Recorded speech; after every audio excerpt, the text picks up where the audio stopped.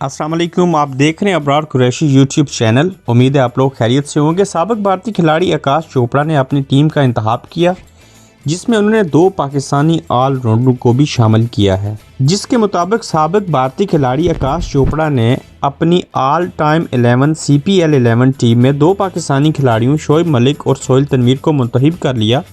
दोनों खिलाड़ियों को कैरिबियन में उम्दा कारकर्दगी के ओवज मुंतखब किया गया है। आकाश चोपड़ा के मुताबिक शोएब मलिक को नंबर 4 पर खिलाया जाएगा। ऑलराउंडर ने कैरिबियन लीग में 39.6 की औसत से 1707 रन स्कोर किए थे।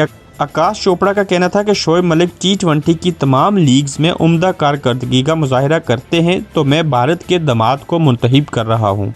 साबिक भारतीय खिलाड़ी ने दूसरे खिलाड़ियों के लिए सोहेल तनवीर का इंतखाब किया और कहा कि बाएं हाथ के गेंदबाज ने 21.2 की औसत से 54 मैचेस में 63 विकेटें हासिल कर रखी हैं और उनका इकॉनमी रेट भी 6.6 है।